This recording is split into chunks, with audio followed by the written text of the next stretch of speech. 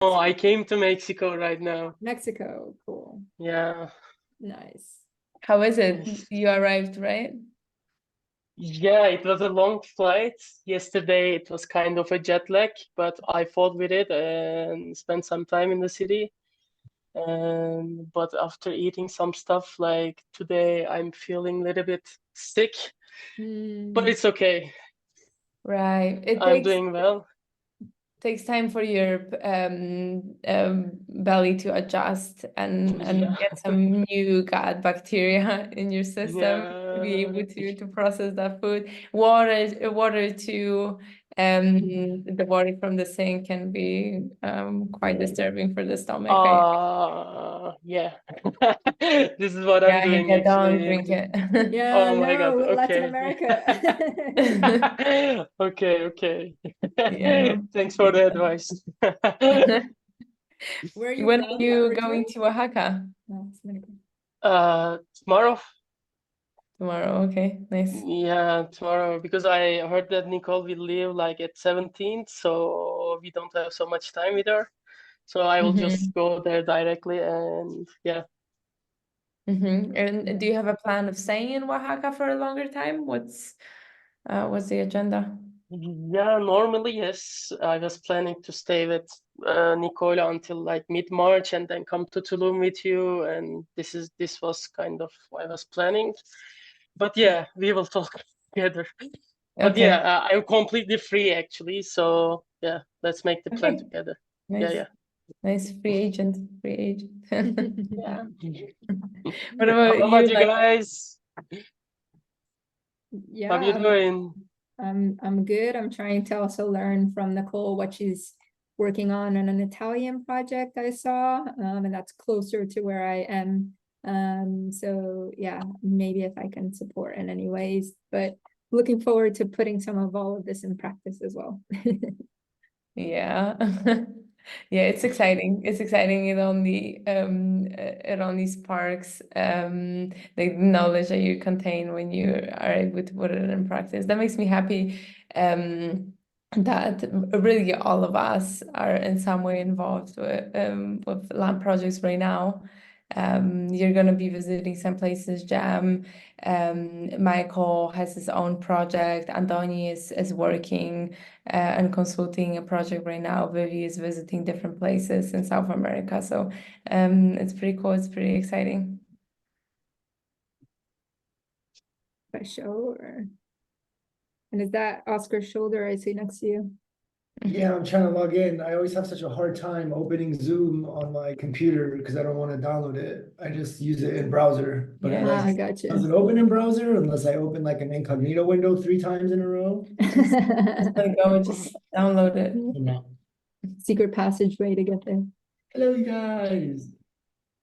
Hello. Yeah, what's up, you guys? Happy Tuesday. Nice to see you all. Things are buzzing over here. A lot of excitement, right? We're here at this pop-up city, which I'm now like have connected a lot of dots in the last couple of weeks that we've been here. This is our 4th week of this event. And this is what I'm seeing now in this space as the evolution of this movement. There will always be the group of people that are like into the eco village, kind of disconnect from the matrix and kind of hippie crowd, which is cool. Love it. Love to visit. Love to spend a few days there once in a while. My people are the entrepreneurs, the techies, the business people that are out to change the world and that want to live in community. And this is what's happening at this place. People that are right here, let's say the intention of this community is to redefine the medicine space with longevity practices and longevity products and research. And they have met in a critical mass already online through different groups and forums, and now through raising funds in different ways. And so now their next move is to, right, find a place to live together and start working on this stuff together. Specifically, the advantage is here, there's like those medical regulation, unique medical regulations that allow products to go to market for a lot of reasons. So it's like I would say, the most unique melting pot of situations that is leading to the expedited creation of a startup city based on a startup society, right? This intentional community is the old word for it. This word startup society, I understand now to encompass all of the things. Eco village, regenerative neighborhood, intentional community, pop-up city, pop-up, all of these things. Startup society encompasses all of it. And so this group of people coming and landing and doing this is like really, really exciting to see it happening. A big part of our energy in the last couple of weeks has been to redefine and redesign our messaging and our offering of like essentially the evolution of Regen Tribe, and where we're going to find more of these people who are the shakers and movers of the world that are now stepping into the community creation space, right? And they don't go in small. They don't say that they're going to create a little village, or they come in hard and like, oh, we're building a city, micro cities, pop-up cities. We have business practices, finances to land, and like really strong mission statements around why we're doing this. So it's super, super exciting to see it, to be a part of it here. And as we are moving to redesign kind of our offering targeted to that, with all of the foundation we've built at Regen Tribe and the learnings and the experience, and now bringing that over to this other demographic, right? I imagine I have this image of a circle in my mind, and like half of the circle is these knowledge workers that are recreating the future, engineers, doctors, you know, lawyers. And the other half of the circle is this like skilled worker force of individuals that dedicate their time and energy to doing things, right? The hosts of communities, the farmers, the mechanics, and all of these other pieces, the chefs in the kitchen and the clothes makers, the healers. And so this confluence of both sides of the circle now coming together is one of the most necessary things that I'm observing, that they both kind of like live in their own spaces. And I think the calling here is to design a system that brings them together to create a holistic society, like a proper city of all of these people, right? The people that are doing the thought work and in their caves, and the people that are doing the like workforce outside and bringing things together and holding space for people. Yeah, I'm like really pumped about it. It's super exciting. What's up, Vivi? How are you doing? Where are you? Your Wi-Fi tree? My Wi-Fi tree. It's a Wi-Fi tree. Yeah. Still in the same project, but I'm about to leave. I'm really sad. I'm gonna be so sad to be leaving this place. Yeah, you're loving it. But yeah, new things are coming, and I gotta move north a little bit, even though I'm not exactly sure what's happening. But Kelsey and I are talking, so we Cool. might see each other soon. Okay, very cool, very I cool. hope everyone's well. Okay, so you guys. So it's 11:11. Let's over here where we are. Okay, let's get started. I'm gonna open up to the Miro. You see Michael's in there. I don't know if he's logged in, but his avatar is in there. Okay, where are we here? Session 6, acquiring the best land for our needs. Let me open my camera. I'm gonna share my screen. Actually, I'm gonna share Sonia's screen.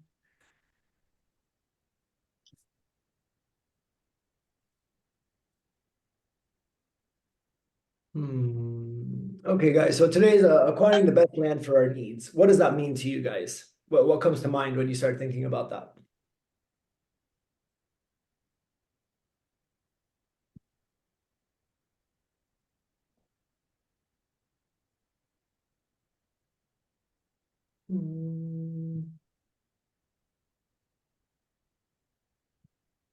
Hey, Sonia, can you come help me? I can't figure out how to share this screen from my computer, or how to give myself.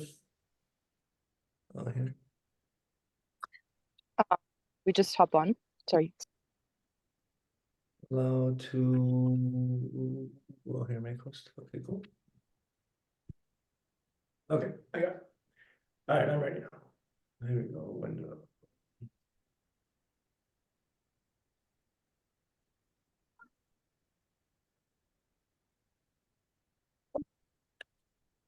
Okay, nice. Where are we? Okay, guys, so session 6, yeah, acquire the best land for your needs. What does this mean to you guys when you consider acquiring the best land for your needs? What comes to mind first? Yeah, go ahead, Jem. I'm just gonna be adding things to the. I can't hear you. Or is your computer on mute? No. No. Hello, I can hear clicking from someone. But I yeah, think please. he's trying to come off mute, so Mm. you're still on mute, Jem. Yeah, Jem, you're still on mute in case you want to share. Oh, There you go. did you pass to me? Yeah, we were saying, so this section is acquire the best land for your needs. What does that mean for you? Like, what do you imagine this journey being about? What does it mean to me? Oh,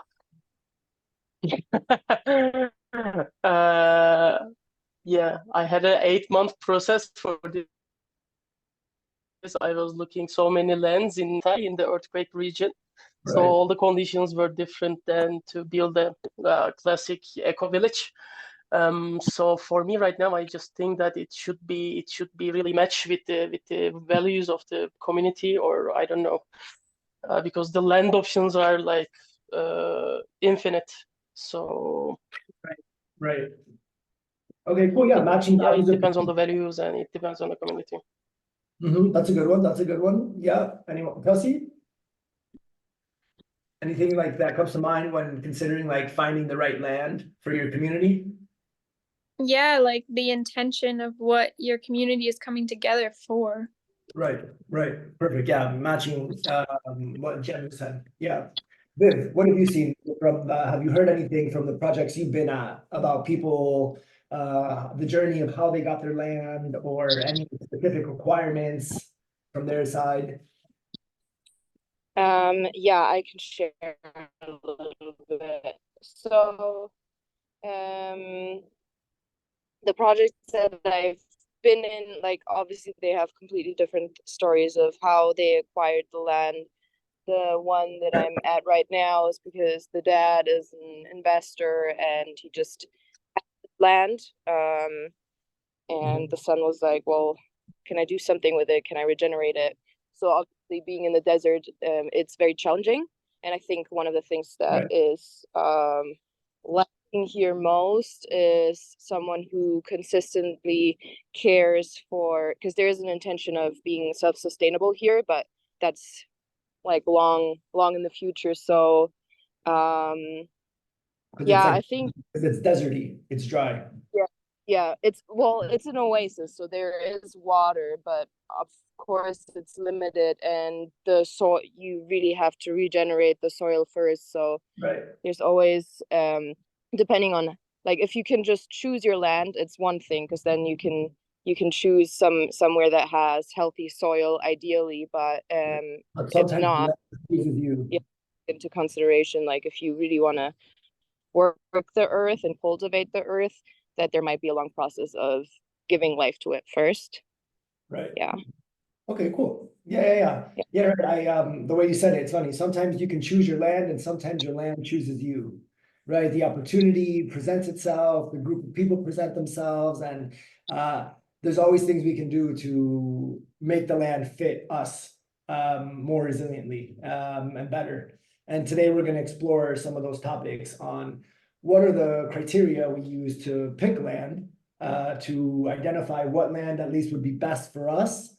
And then how do we go about actually acquiring this land and doing the process to feel safe on that land, to invest money into, and to invite our families and other families onto.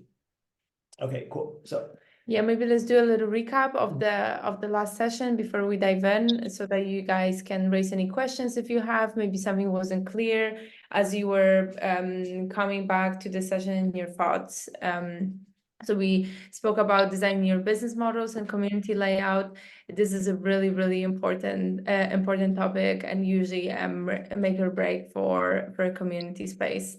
So we're talking about ideating business models based on the intention of the community, primary and secondary business models, considering community layout requirements and amenities to facilitate chosen business models. So how can we make that business happen best with what we have, and how we can create infrastructure and also design the master plan to accommodate that. Different secondary business models that are really popular, like resident finances dues, fees, really cool one, income split. And we went through a case study of two really awesome projects, one in Mexico. Maybe Jamie will have a chance to visit, Vivi, you as well, Laila, whoever is coming for Regen Week and maybe staying a little bit longer. We're definitely going to be doing land tours during Regen Week. We're going to go to Kuya Bay. It's a huge project, really, really beautiful. It's almost 400 hectares. So you can see it more in its glory when you're there. And Vidalia City, which is the project that we're in right now, that serves us a lot of inspiration. I believe Oscar went on a journey to share with you a little bit about about all the good stuff and good inspirations that come from Vitalia.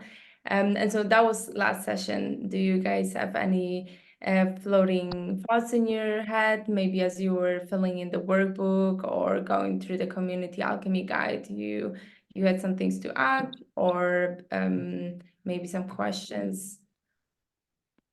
Yeah, this business model selection part is also one of the key components we want to take to account when we are finding and selecting our piece of land. So we will be going into that series of questions, and one of the exercises we did over in this exercise to go over and like merge the two worlds, right? All of this is quite connected. And a reminder that this journey isn't always linear.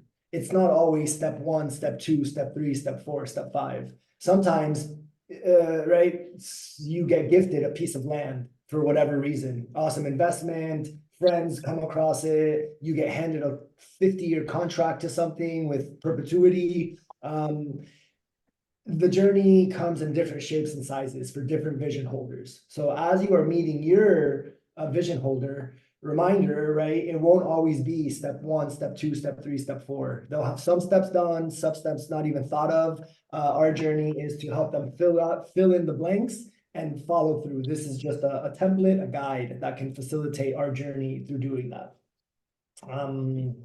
Okay, so yeah, any reflections from the business models? We're gonna roll right through if not.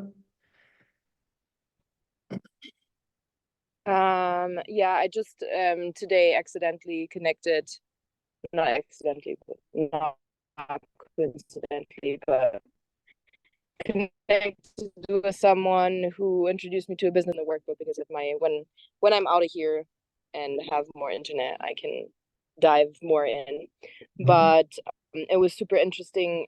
His brother was got access to a piece of land that he's been cultivating for 3 years, and within 3 years they build a huge vegetable garden, and they have a membership plan for people that live around, families that live around, that have, and it works in completely like different ways, like pay what you can, and these families pay weekly, and they get to come to the land and then harvest their veggies when they're ready, and take them home. And I thought that was pretty fucking cool. Okay, so he set up like a community garden, like membership community garden. Well, this literally just happened like an hour and a half ago, so we just started while we were doing little things to the trees, but so there's, I don't know what they're doing, a lot of stuff there, but yes, they also do have a vegetable garden that's like for community purposes. Okay, super cool. Yeah, this is the beauty of like visiting projects. I think this is what in this space has given us a really big advantage as Regen Tribe, as our collective, that we have been able to explore and visit so many projects and get an inside look at the way that they're making it work for them. And again, every model is unique. Every business model is different based on what they have in abundance. I think this is one of the key thought processes that can help a regenerative neighborhood really succeed, is helping them identify their strengths and what they have in abundance, right? Some projects will have a lot of wood and trees. Some projects will have a lot of waterfront real estate. Some projects will have a lot of animals or other things. And so identifying these strengths in the project and what they have in abundance is a good place to design both a business model and also to pick as one of your criteria for selecting a piece of land, identifying what you would like to have in abundance. You know, and in some places like closer to the desert where it's more dry, maybe you get a lot more land and you get a lot more space, but water is not on the abundant side, and you have to create systems to complement for that, but you get more land. Versus a place that is waterfront property on the ocean or on a lake or on a river, right? Maybe you'll get more saturation of water and vegetation, but you'll get much less land. And these are all things you have to weigh in this journey. And the size of the land has a lot to do with the first process of deciding how we want to create our community and the land that we need. We're going to talk about population density to start, right? This is one of the big ones. What is your ideal setting? Population density. How many people do you want in your space, like in per square meter, per square hectare, per square acre, whatever number you think and look in. Okay, can you describe this activity? Yeah. We can. We don't have to go so in depth about the amount of people per square meter. Here more we focus on urban, suburban, or rural settings. So if you would like to have a place in the city, number of people in a square meter. Yeah, for sure. But I'm just making sure that we don't overcomplicate it and you guys don't calculate the amount of people per square meter in that exercise. Just more or less what kind of setting is suitable for you. Would you like to live in a city? Would you like to live a little bit outside of the city, but still really close to its heart? Or maybe you would like a completely secluded, just urban, suburban, rural. Okay, we should write that somewhere so that I know. So this is the first one. Here you can dream a little bit about what is your ideal setting for living, and then of course it will be defined by the intention of your space, maybe by the business model as well. These are as Oscar said, points that really dance with each other, and they are very interconnected. So as we proceed through these courses, we are going to be creating more of an Easter egg hunt for you guys to go into the Alchemy Guide and find these are the important questions that you need to ask your vision holder: population density, landscape requirements, and climate. I gave you a little bit of a clue what population density is, but where do you start to define that? In the Alchemy Guide, we've defined it. You can also check out your agent workbook. I invite you to go there. I want you guys to go through the flow and the progression so it becomes muscle memory of, okay, I know we're on this section of selecting our ideal land. To figure out how to help my vision holder do this, the first thing you're going to do is go to your workbook and you're going to go to that section, right? The first section is, right, we go here to section 5 in your agent workbook, and it's question 34, which is the density setting. We've relinked all of the correct links now. So go to the general agent workbook. Your individual workbook still might be not linked. So I'm sharing my screen, I believe. What's my screen showing right now? I think I'm sharing my screen. No, I'm sharing my screen. Okay, so yeah, I'm on the agent workbook here. And so you can see the first question is density setting: urban, suburban, rural. To be able to explain this accurately and effectively to your vision holder, you click on there, it's going to take you to the alchemy guide, and it's going to drop you right to that right section. And so here we explain what population density looks like and why. We describe it in written down here, what urban is, what suburban, and what rural is, which is, you know, a lot of us have lived both in a city setting, which is urban, more people, more condensed, higher buildings, public transport, usually pretty effective. A suburban space, which is more like single family housing, more spread out, everyone has a lawn, buildings are much shorter, there's schools and stores in different places. Usually you need a car in a place like this. America is like a suburban sprawl nation, for the most part. And then there's rural. Rural is like farms, right? There's huge plots of land and one house in the middle of that huge plot of land. Or forest or jungle. Or forest or jungle, right? Rural. And so you can look at it here as a descriptive way. And then up here, we added like numbers. So you also get an idea, right? In a low density suburban, which is like almost arriving at rural, it's like anywhere from 1 to 10 people per hectare. Or if you think in acres, half a person to 5 people per acre. When you're in a middle density suburban urban, this is like a normal housing area, there's 10 to 25 people per hectare. That's pretty much how many houses you can fit on 1 hectare when you cut it up into 10 slices. And then you go more into the urban and high density, which is like 25 per hectare, 40 per hectare. It can go even higher. New York City, it's like hundreds per hectare that live in an area. So that's one thing to consider. So I want you guys to get in the practice of, okay, this is the next section, right? You put on your consultant hat and you're on site with one of your clients. Okay, today we're going to explore acquiring the best land. Maybe you're not exactly at his eco-village yet. Maybe you're working with someone that is excited to buy land and they have money and they have 5 friends and they're ready to buy their piece of land. How do we help them pick their piece of land? We start with these 3 questions: population density, landscape requirements, and climate. This is all really based off of the business model that they want to design and these requirements that they're going to pick. Okay, so I invite you to choose what population density, looking at these 3 options and how many people are per thing, right? Remember, we can change the answers later, but what makes you feel good? Do you want to live more in an urban scape with city? Do you want to live more like you have to walk a few blocks to get to your neighbor's house or to get to the end of the street? Or do you want to live more in like farm instead, where like it's a car drive pretty far to like the next house? Okay, so that's the first question we ask ourselves in this journey. I see rural, suburban, rural. Yeah, lots of us are jungle people. Some of us are more urban. In the most recent days, I've been really getting the bug for like the urban life. After being in the jungle in Tulum for 2 years and spending some time in Berlin over the summer, the last 2 summers,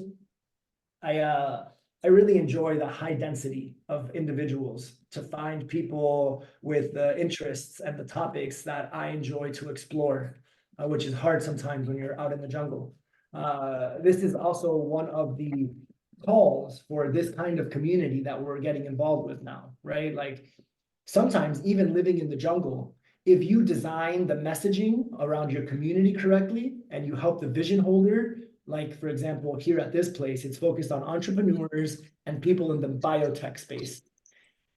This is an island, and there's would usually be maybe 1 person you could talk about that with on this whole island. But for these last 3 months that we've been here, or 2 months that we'll be here, there is a high density of 200 people, all in this space specifically, entrepreneurs with crypto, doing tech stuff, doing biotech stuff. So you can create that kind of urban setting while still being in the jungle or in the nature, which is really, really awesome. So this is one of the motives for creating your own community and why people do it and get into this space. Okay, the next topic, right? Again, we go to our agent workbook. Okay, so now we've decided, okay, we want to be really dense, we want to have a little more space, or we want to have a lot of space, pretty much, begin at the highest level. Great, what's the next question that we want to ask them? What kind of landscape is important to you? Maybe they have a preference. Maybe for whatever reason, they don't want to be at lower elevation because they think the polar ice caps are melting and water is going to go up, and they don't want to buy land that is under 100 feet of elevation. This is the next question that we're going to consider in the landscape question. So again, I invite you guys, you go to the workbook, you check the landscape question, which is the next question, you click on the link, and it brings you to the alchemy guide where we explore a bit more about that topic. Okay, here we land on land features. Where are we? Landscape, yeah, landscape, land features. Okay, so here we discuss a bit about why certain things are important and what are the build-up questions that these vision holders need to ask themselves, right? Questions like, what are non-negotiables? Like this is the example of having land at a certain elevation. Things like, do we want to be more isolated or more connected to a bigger population, right? Some of the vision holders that we meet are for sure doomsday preppers. I have a little bit of doomsday prepping in myself. And some of them want to be further away from cities, while others want to be much closer to cities. So these are all things we want to ask, like how much access do you have to roads and major highways? How far are you from major towns or airports? And the most important thing really is the landscape features that we need to consider. Like, do you want a river near you? Do you want a mountain near you? Do you want a jungle or a beach or any of these topics? So these are all land feature key things that we need to ask in this journey. Go ahead and add things that are important to you. And just by asking these questions, you start creating essentially your dream board of what your place can be. Instead of leaving it up to chance and saying, oh, whatever landfall comes my way, sometimes by really drawing it out and putting it, we are more likely to find a thing closer to what we are looking for. Sometimes we're not even aware of what the thing that we want is. So by asking these questions, this is the biggest help that you can bring your vision holder or project that you're consulting. Okay, and then the third question is the climate. What climate are they looking for, right? How many seasons is a good way of putting it. I actually really like that. I'm gonna add that to the book. We have a section here for land feature, ecology, climate. How many seasons?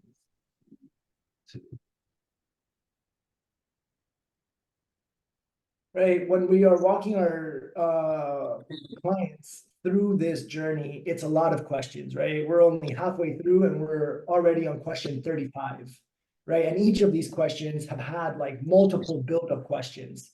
So it's a lot of stuff.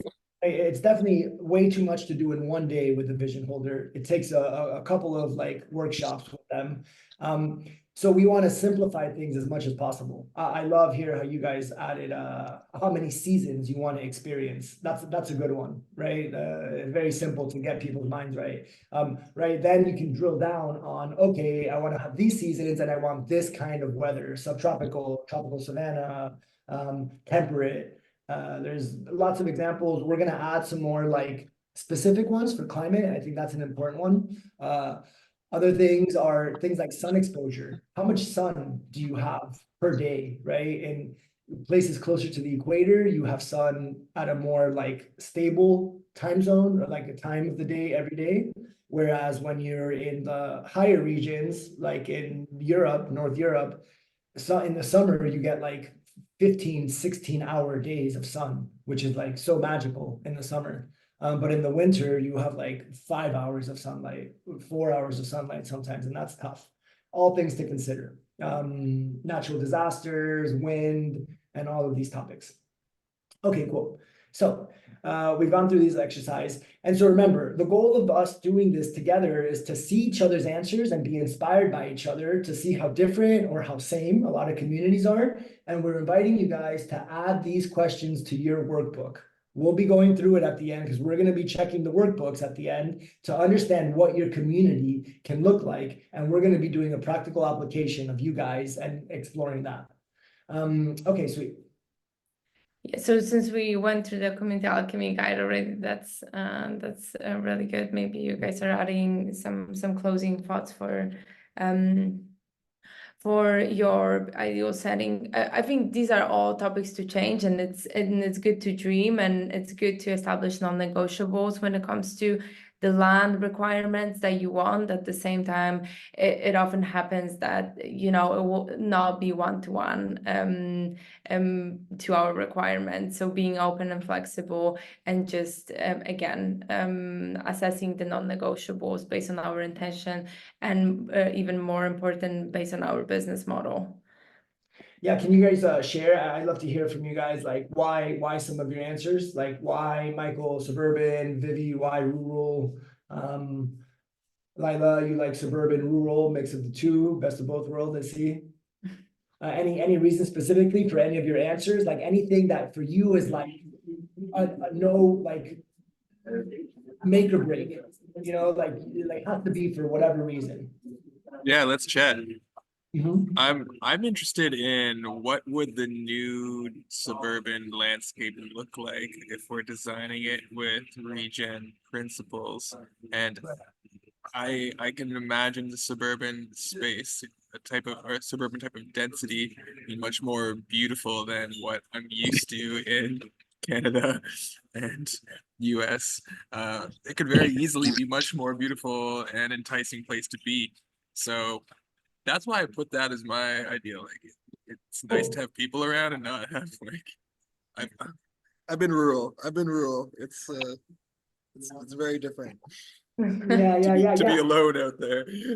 I love that mindset, Michael. I love this idea of right, having your space, having a spacious home, and having like a garden and space in the back to do the things that you love to do, while also within a walkable distance, having people of interest, things of interest happening, and with proper city design and community design, this is really, really possible and doable. Sadly, in the US, there is like a bit of a mafia around lobbyists, and the big oil lobby and the big car manufacturing lobby are a major proponent in the way that cities are designed in the US specifically. I imagine it's pretty similar in Canada. I'm not really sure. But right, it's better that people are further away and they have to drive to the things that they want, because A, they need to buy a car for them and their partner and probably their kids once they're 18, and they have to spend gas and buy tires that all come from petroleum to go to the place, to get the thing, to come back. So sadly, the US has kind of sold its soul to the devil. And this is why these suburban sprawl neighborhoods were like, for as far as the eye can see, it's homes and homes and homes and nothing social, nothing communal. It's a shame. And I think we're grateful because we get to learn from that design flaw and make sure we integrate more communal spaces, clubhouses in between places and things like this. So yeah, I'm passionate about that too, Mike. Thank you for sharing that. I guess for me, it's I'm like from Brazil, and I'm from the middle of Brazil. So most of our spaces are suburban or urban rural, in the sense that you have like the city I'm from is 300,000 inhabitants. If I drive an hour, there's a 600,000 inhabitant, but then around there are small cities that have their little communities, a school. And I think the most important thing for me from that culture is you always need a hospital that's max 20 minutes away. And so that's always the thing that I always keep in mind. So that's kind of the suburban rural, especially with the intention that if there's kids involved, if there's somebody with some type of health topic in mind. So yeah, it also depends on the location that you're at. Okay, right. Safety is a really important one, right? To be within a reasonable distance of medical service in case anything happens, right? Especially with kids. Kids are crazy, for sure. And they need a school, right? If you cannot offer a school in your community space, you probably should consider being in a close distance to some education facility for your children, or homeschooling, different options. But this is the luxury of living in a city, is that all of the important places that you need are just by your hand. That's why I like urban settings as well. I'm definitely a city creature. I enjoy having all of the things that I want and the reach of my hand, and having different people from different places in the world visiting, and having this circulation and inspiration that comes from different relationships. I enjoy that. I really like biking. I think when we're in a rural scape, we're pretty dependent on the car, and that's a big topic. If your car breaks, you either have to have another option, or you might walk for 4 hours to the closest hospital if something happens. So these are all things to consider when it comes to the population density. Okay, you guys, cool. Anybody? I'd like, can I share something real quick? Yeah, please.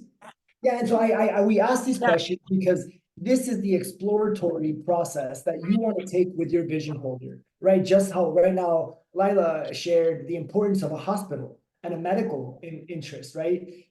It wasn't in the direct questions, but it's a really important topic to put as like very high priority for this vision holder, right? I imagine each of you like a vision holder as we're going through this process, as should you guys.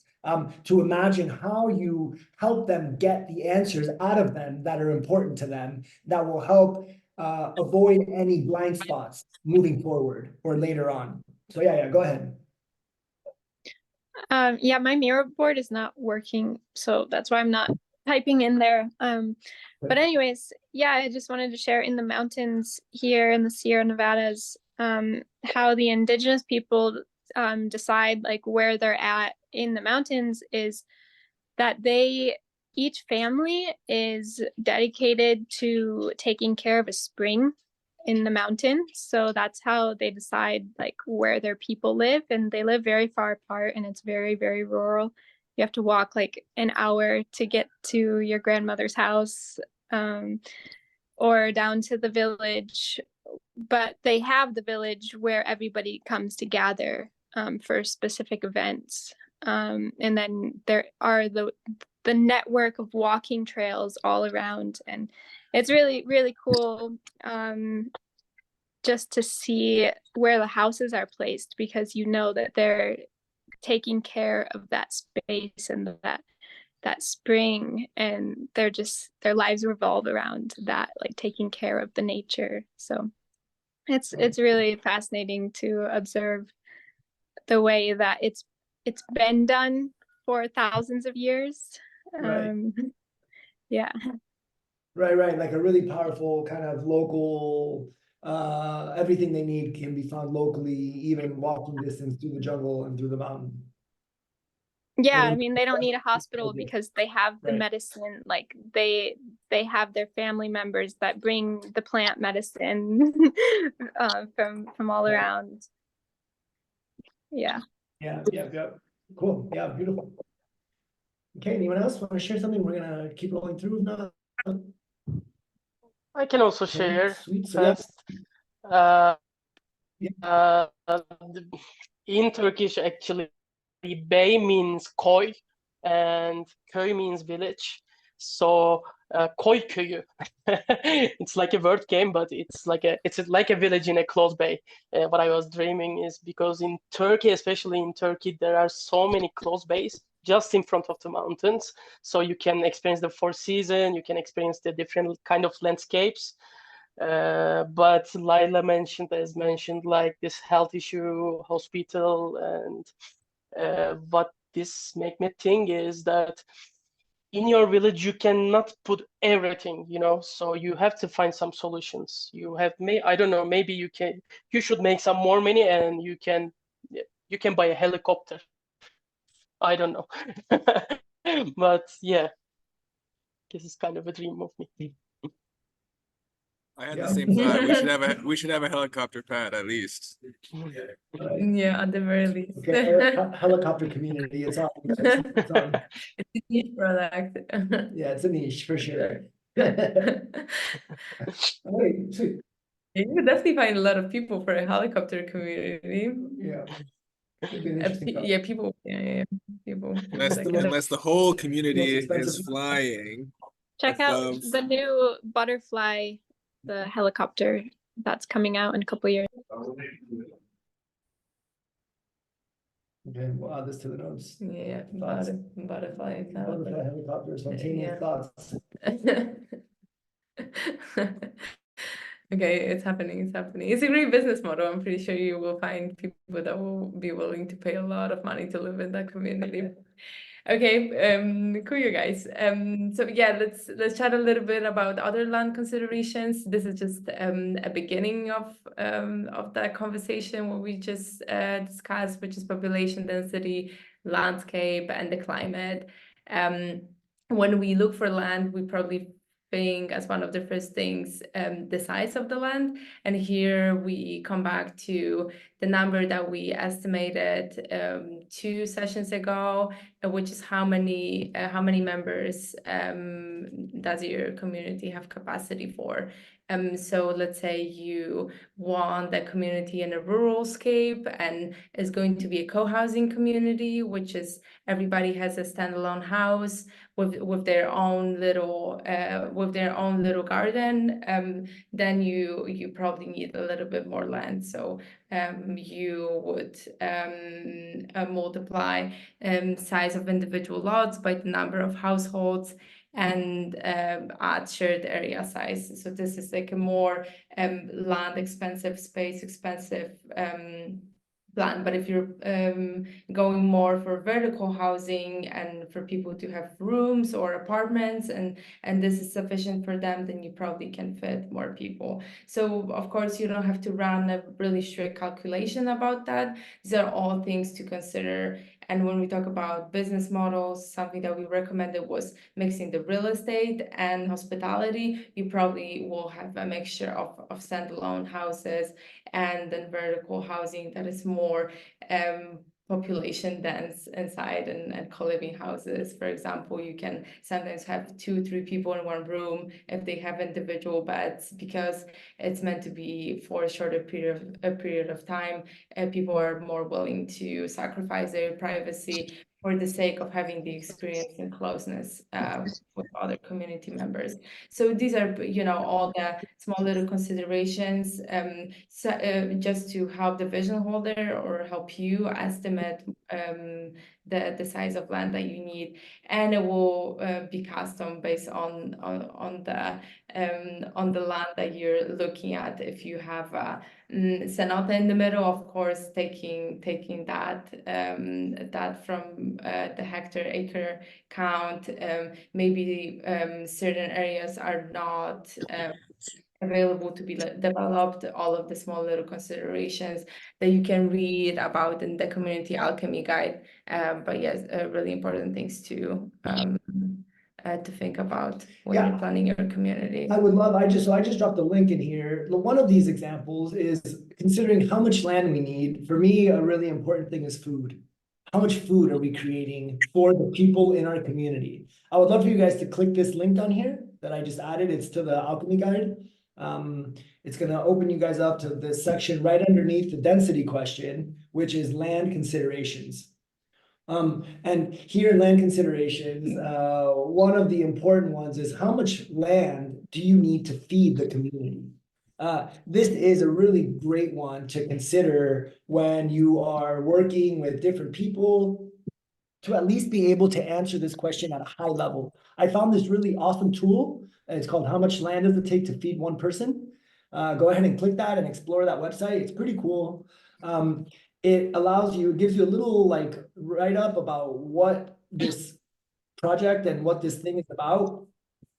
You get to pick what are the type of foods that you eat, vegetables, fruits, eggs from chicken, eggs from duck, corn, and based on that amount of information, it'll give you an estimate of how much land you need per person to feed them for 1 year. So it's a pretty cool tool, and you can start to estimate okay, if I have 10 people in my community, or let's say 25 people, let's say how much this goes up to 100. Let's say we have 50 people in our community. And we all want to eat vegetables, fruit. We want to eat chickens from or eggs from chickens, eggs from ducks. We want to eat corn. I'm vegetarian, so I'm not going to eat any of the animals, but I will drink some milk from a goat. That sounds cool. And I drink some cow milk if it's like mindfully processed and mindfully like collected, and some wheat. At this rate, I realized, okay, we need 286 acres of land, or 115 hectares, if we want to be like fully food sufficient. So this is a pretty cool tool when you're working with your potential vision holders and clients, to be able to roughly calculate this exercise, right? We're gonna make a chart. I'm gonna pull some numbers out of this and put a chart down. So with like columns for like only vegetables, only plants, only fruit, and only meat. And have it built into the alchemy guide in case this website ever goes down. Yeah, Does it's good that to- include climate in its calculation? Well, right, and so different climates are different, right? Down here, they explain like, okay, based on the climate where you are, a lot of this will vary. So it's just a rough estimate. Right. Yeah, again, Like the winter will be really, totally different than the summer, and in different countries, and growing seasons are different, and how much of a window. I think this might be pretty resilient. If you like are really good at farming and you do everything in the prep in the winter and farm in the spring and fall, spring and summer, and crop in the fall, and like put everything in storage and like pickling and in different kinds of yeah, I was reading through a bit of his like stuff on his website. But yeah, this is a ballpark for you to understand. right. It's good to have that base knowledge and these tools. At the same time, in no way are you encouraged to give professional agriculture, agroforestry advice to vision holders. Again, in situations like that, it's good to point them to a region alchemist that is a professional and can give them a little bit more of a decent advice about what they need for their food growth based on the climate that they're in, and how to structure this whole process. So again, yeah, it's good to present them to the resources and share with them your knowledge. It's good to research on your own. At the same time, it takes a long time to become a permaculture agriculture expert. So yeah, in no way are you expected to know this chart and be able to calculate how many chickens the vision holder needs and how much land he needs for that. These are all just fun facts and good to knows, which the Community Alchemy Guide has a lot of that. I really encourage you guys to read the Alchemy Guide and have a little bit more details. We only have 2 hours during these calls, so we're just skimming through the topics, and we're doing some interactive exercises. At the same time, it's gonna really complement the knowledge that you gain during these 2 hours if you commit half an hour really after the call to read the Community Alchemy Guide, and then another 15 minutes to 20 minutes to fill in your agent workbook. Another cool thing, if you click the alchemy guide where I sent like what I'm sharing these as examples, right? You could really get to the nitty-gritty of how much land you need by calculating the important things to you. Another important thing in my mind is water security. So another way you can calculate another part of the land that you'll need is how much land do we need to make a natural water filter system, right? If you're building close to a city, you'll probably be on the grid, which means you'll have plumbing that'll take your water to a water sanitation place and blah, blah, blah. I'm considering for an off-grid build where we will need to make our own water treatment systems. On my screen, I'm sharing one of the most powerful solutions that I've discovered in this journey, which is a natural wetland, a manufactured wetland. And this is a system where your wastewater comes in, it enters your system, and it goes through kind of essentially a swamp that you create that naturally, with the aid of plants that are nitrogen consuming plants, They pull out all of the waste. The water makes its way across at a 1% slope, so it goes really, really slowly, getting pulled out by all of these plants, and eventually enters an area where this wet water now gets held so you can feed your other crops. Almost like actually naturally fertilizer-rich water. So there's a way to calculate how much land you need for the wetland for each person. So if you have a house of 4 people, you would need a wetland of about 20 to 40 meters squared to calculate the space. And so these are all individual ways. So you can see, and we would be working with sustainable system engineers for projects like this, for them to really do these calculations and design these systems. I want to give everyone a little bit of an introduction because at some point you will pick something you are the most passionate about, and you'll probably go a little bit deeper into that topic and get a little more knowledge into that topic to support vision holders through those things. So these are just 2 examples, right? For me, food and water are the most important. So I share those awesome resources that we found, and as we go through things, we'll continue to add things to the guide. I just want you guys to be familiar and know that that stuff is in here and more stuff can be added. Both as you find tools, we invite you guys all to share those tools with us so we can add them to the guide for other agents that will come through here or vision holders that will be using these guides. Okay, yeah, I'm like excited about these topics. Like the selection of the land is really where, like, let's say the tire hits the road. This is like, okay, I have my plan, I'm ready. We're doing this thing. We're buying the land, we're getting to it, right? And this is where it gets real for a lot of people. But if you can see, we're already halfway through the process.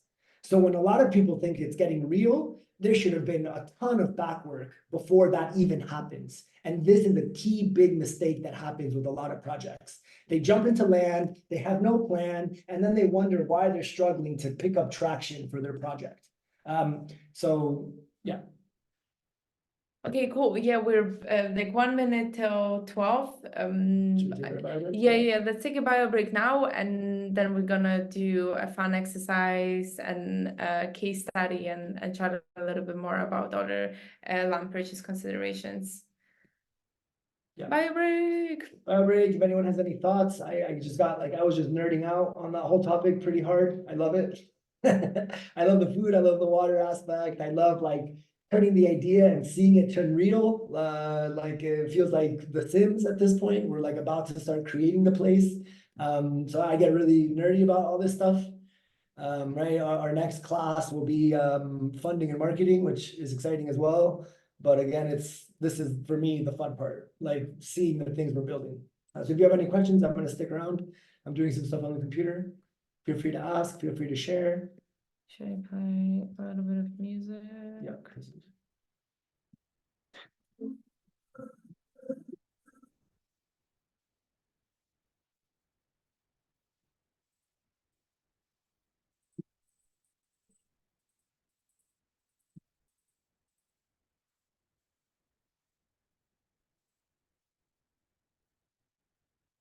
I do like this type of I enjoy the You talk.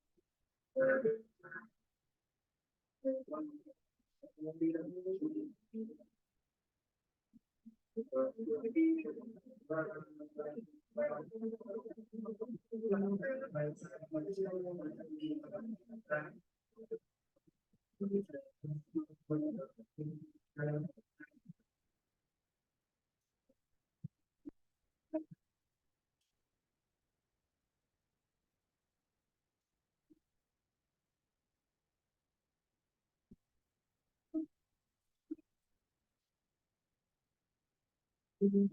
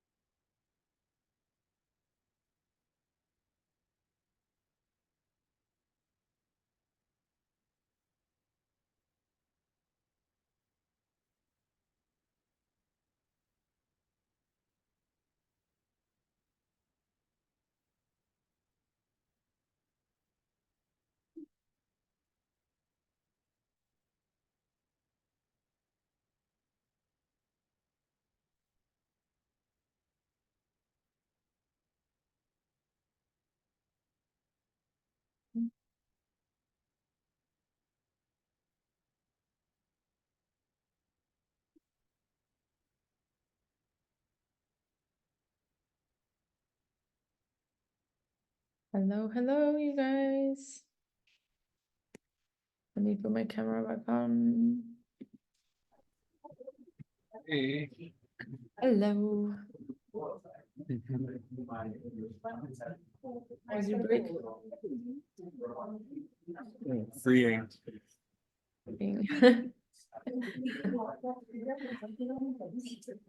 That can be different in many ways. As you will, as you will.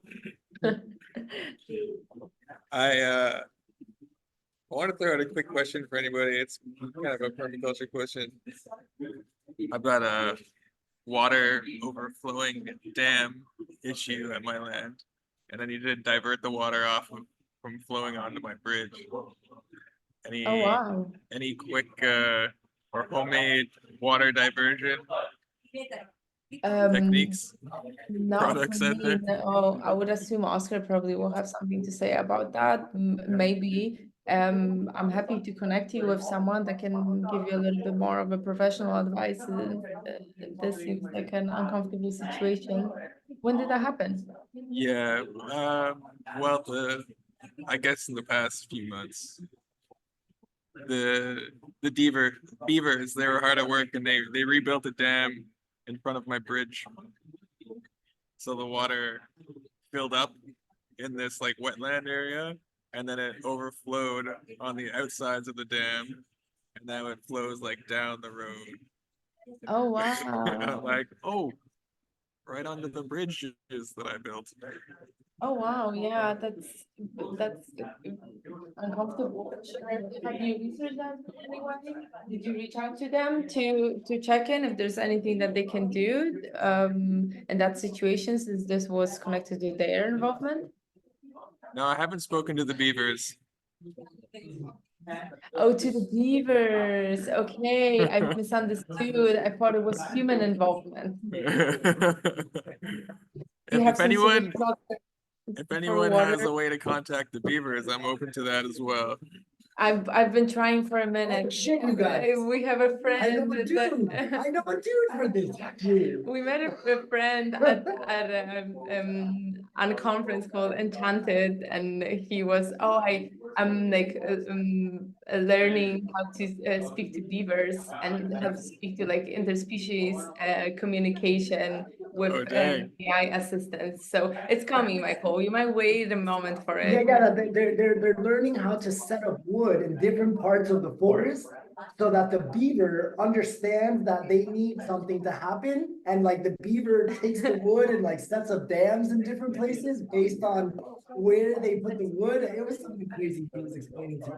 And I was like, oh my Wow. God, we've arrived at this part in humanity where like I read this prophecy, I don't even know where it was, but like it left an impact in me that like the day humans understand how to interspecies communicate, we've entered a new phase in like humanity. And like when he told me that, I'm like, oh my God, we're almost there, you guys. Yeah, I caught wind of this idea yesterday, recently actually. So, I mean, it would be phenomenal to team up with the beavers on the property because I've stopped people from poaching them and trapping them on since we got the property, and now we have this new funny situation where they have changed the landscape on us.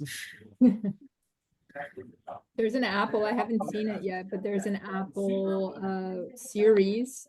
I'm trying to find a name here, and apparently it's like about the future and climate change, and that they've learned how to speak to dolphins. So I need to get Apple TV just to watch. Oh, cool. Yeah, it's coming. Send us the move. link to that. Interesting. Okay. Okay, you guys. So let's we're talking about business models in the last session, and so we can come back to that.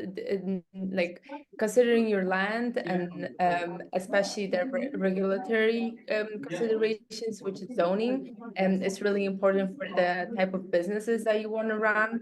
And so on the right side, you can see the zoning types, the most common ones, which is residential, commercial, agricultural, mixed use, and special economic zone, which is the type of zone that we're in right now. Prospera is a special economic zone.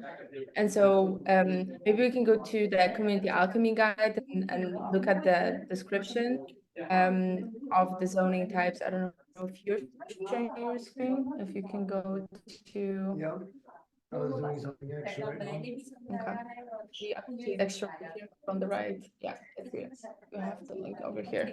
So we can consider the zoning. We have the business models that you guys put in last week. I believe that not all of you were present at the time, so feel free to fill in one of the sticky notes about So just how it's here, you guys. Reminder: our journey with our vision holder starts with our agent workbook. And in the agent workbook, you're going to see both land legal status, but also regulatory zoning. Let me actually switch these. Boom, regulatory zoning. So it stays in order. Okay, click there, takes you to the Alchemy guide, to exactly the section you need to see more information and be more understanding of what those things are. The link just went crazy. Here we go. Zoning, click. Take me to zoning. Oh, because I had another one open. Okay, zoning. Funny thing. Yeah, you just open the one from the mirror board. You have the wrong link. So this is going to be a quick exercise. Really, if you're thinking about different business models within your community, and of course, we're assuming that this is already a residential area, it probably will be mixed use, but let's have that exercise to understand the different types of zonings and what are the requirements and how to get these permits. I can see hear some background noise. I don't know. Okay, cool. Thank you so much. Yeah, so the zoning areas, right, in the US, this is like a huge deal. In every country, it's a huge deal. In certain parts of the city, based on their city planning at a macro, right, they have designated certain areas to only be residential, or only be commercial, or be mixed, or be industrial even. There's also an industrial setting. The US, again, because of kind of like the whole mafia state of like how things are set up and how things are, I don't want to use that word, it's kind of mean, but just the way that, right, lobbying happens and politicians make decisions and push things into like law. A lot of places are designated as only single family home residential, which is like insane, right? This is again why you get the whole suburban sprawl, where it's like just an ocean of houses and you don't see anything else except a 10-mile drive, a 10-15-minute drive somewhere else to get to the shopping area where there's a commercial zone where they can sell stuff. And there, those commercial zones are like strictly commercial. You can only have stores. You can't even have housing in those areas. And that's frustrating as well. There are Places, and I think this is one of the more key components of getting land. I've heard horror stories where people bought the land, they got excited, they didn't check the zoning, and they had to go through a nightmare of litigation to change the zoning so that they could, for example, have cattle because they wanted to have animals. So they had to get a special permit to change their only residential commercial zone into an agricultural zone as well. So this is something really, really important to discuss with your vision holders, with the help of a lawyer, with the help of specialists in that specific area that can help you speed track this, or with some really good due diligence and research. An individual can do it on their own. It's an important thing, critical, right? It's why we ask the questions. Remember, in the agent workbook, we ask the most important questions that these people need to ask themselves in their journey. So the main ones are residential, right? Only houses. There's two types. There's like for single family or multifamily. There's commercial zoning, which is for businesses, different kinds of businesses, shops, stores that exchange services, offices, things like this. Agricultural is obviously for farming food and animals. Mixed zoning is the most flexible one. This is a little bit of everything. You get cityscape, businesscape, a little bit of everything. Planned unit development is an interesting one. This one is designed for people that want to have their own design within the area. Oh, this would be kind of the ideal permitting situation for someone buying a big chunk of land that wants to design their own community inside of it. And then there's special economic zone, which is the thing we're in right now here in Honduras, which has unique economic regulations, unique tax regulations. And in this place where we are, they have unique medical regulations. So these are the main ones. There's a lot more. There's like industrial and mixed industrial and every combination of all of these together. So the exercise we're going to do is check out the businesses that we put in from last week. I'd like to include the businesses up here as well. And I would like you guys to take your cards and start putting next to them what zone you think would be needed or best for these businesses.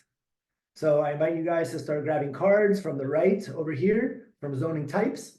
And if you recognize any of your cards from last week's like business model, we're going to go through them real quick and decide, okay, yeah, this is this works for this one. If it's two, it can be two options. Go ahead and put both.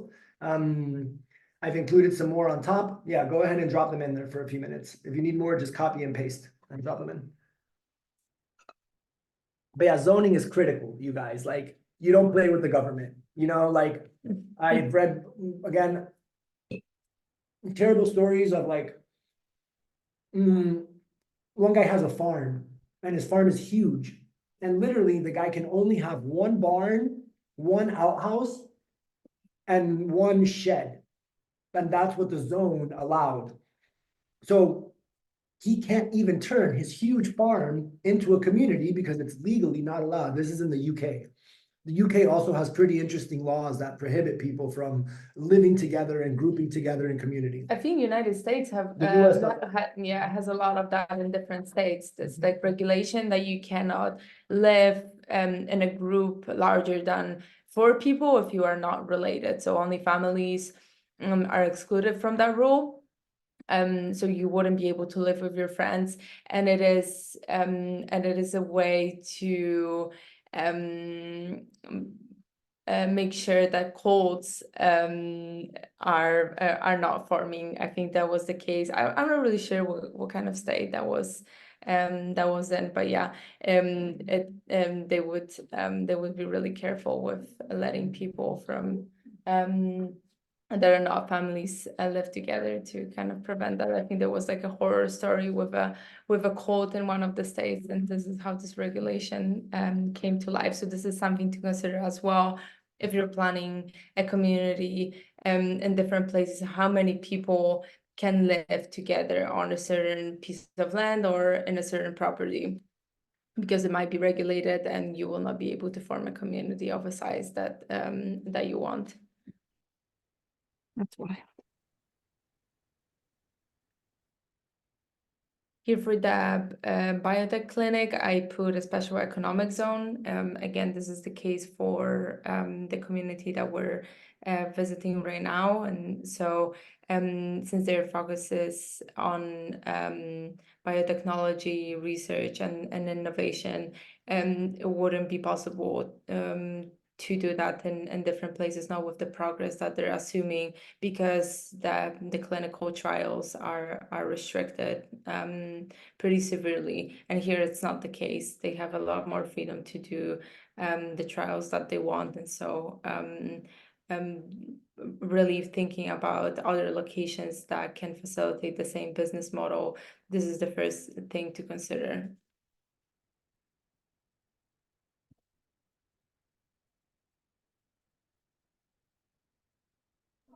What I found in my research on zoning when looking for land was the municipalities all have different details of what's allowed in particular zones, and there's like whole lists of activities and buildings and things that are allowed in each zone that sometimes, yeah, you really don't know unless you look into the details of what the municipal zoning is. Right. So like agricultural, for example, in the municipality that we got, there was room for like having like a bunch of what do they call it? Kind of like a agro tourism center. Mm-hmm. Where you could have like many cabins, for example, for people to stay in it, or like short term, basically. Or there's other ones like eco tourism center on like the forestry zone, Right. where you could have as many cabins as you wanted. People could stay for indefinite periods of time, and then you just have to look at the stipulations of like what do they consider a cabin, so it's not a house. So Right, it's kind of right. interesting how you can like, the more you learn about it, the more you kind of know like, oh, how do you need to design things to fit within their zoning so you can still kind of do what you want to do. Right, right. Sometimes the loophole becomes not having a kitchen in the spaces, and then they're not counted as like individual cabins or homes. They're just counted as right. They're not counted as homes, but as cabins. So if you have one shared kitchen outside without walls, right, and a bunch of cabins that share a kitchen like that, you can get away with having a community space. Whereas you couldn't set it up with houses and their own kitchens inside, because if the people came, they would totally tax you or whatever, like fine you. Yeah. For cabins, I think it was like it had to be one room technically. Like you couldn't have closed doorways and walls between spaces, but you could also create a pretty intricate space without, closing them off fully from each other. Right, Open doorway, or the wall didn't go all the way to the ceiling, or stuff like that.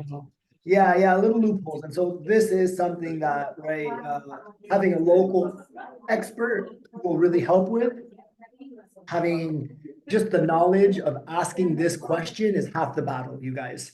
So this is why we include these questions in the agent workbook, and then we include some information in the alchemy guide that can help inspire, guide, and give you some background information on these topics. Again, we are in this course to be introduced to all of these topics, not to become an expert in anything, no pressure. Just to know that we have to ask these questions to exchange these like stories with each other of things that we know, and that we like one day you guys will be consulting someone and they'll be like, oh, but this only allows for this kind of home. And you're going to remember this story from Michael where he said, oh, if we leave the wall only half pitch, it doesn't count as a full bedroom or as a full room. And this is a loophole on how we can get around the inspection. And this will be worth its weight in gold at some point. And this is why we do this open source, so people can share their journeys and we can all learn from each other. So thank you for sharing that, Michael. Really cool. Yeah, on the same note, as you're looking for land or property in a place that you don't live in, maybe this is a new place for you, a really good tip is to talk to the neighbors and the people that have been living there for quite some time, especially if you're considering moving in there. This is the first step to start forming the relationship with the network that is close to your property, potential property, and already get some insights from people that have been living there for 10, 20 years about different land features or property features, about the other neighbors, all of the, the human research that is really good to do, can save you a long time, or maybe it can even prevent you from property that's not suitable for you. Yeah, it's so true. It can be a difficult kind of research, but something also that's good to know about is what is like the culture of the people around, because it's good to know, like, are these bylaws in the municipality enforced? How do other residents operate within them? Like, the bylaw says you have to get a permit to build this, but do you actually? Like, does the farmer get a permit to build another outbuilding, or are they just like, I don't need permission to build on my own land, like, I've been here 200 years. Right. And they all just do it anyway, and they don't tell on each other because that's the culture of the land. Yeah. So it gets that's really true. interesting. Sorry, it gets really interesting when there's absolutely no regulations and no zoning laws, and you're in a space where it's actually like illegally stolen land, and everybody has a free-for-all. For example, the space I'm in right now, it's an illegal town, and everybody just gets to build whatever they want to build because it's all illegal titles and like stolen land. So it's really interesting to observe that what happens when there's no zoning. Mm-hmm. I'm adding your voices to Landseek research. I'm curious, how would you guys look for the land? Would you use digital tools? Would you use word of mouth? Would you just travel to a place and start asking people around? What would be the strategy that you would take in order to find a piece of land or a property, assuming that you already know what kind of location you're looking for? A real estate agent. Real estate agent. Okay, cool.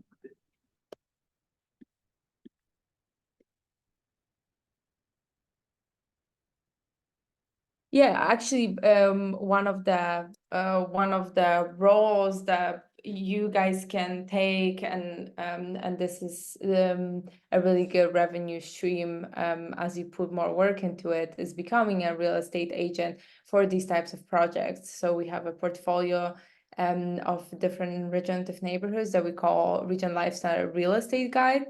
And we have a couple different real estate agents that are sharing it through their own channels and their own resources. And so this is a commission-based collaboration. So let's say you find a buyer for a piece of land from our portfolio, you get a certain percentage of the commission that is there. So if this is something that's interesting to you guys, maybe sharing the guide with you, and whenever you meet a person that is like, oh, I would love to live in a community, do you know any? We meet a lot of people like that. You can share that with them.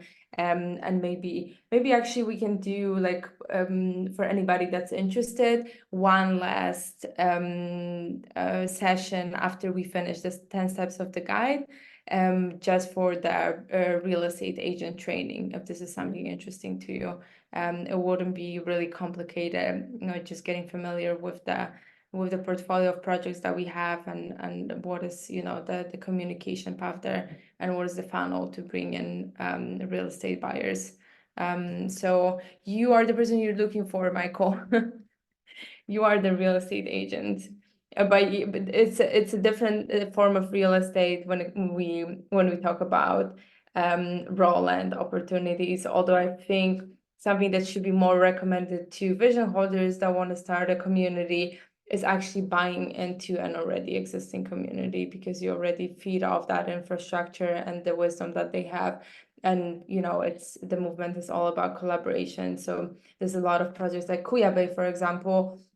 Since this is such a big piece of land, they are really open to the idea of having a community of communities. So different vision holders buying, let's say, 10 hectares of land and having different initiatives within that macro community. I think this is a really cool idea, and actually makes it a destination and a permanent location for more people, because all of the individual communities will be bringing a different intention and a different offering. So you already have enough flexibility to move around and have different forms of involvement and entertainment as well.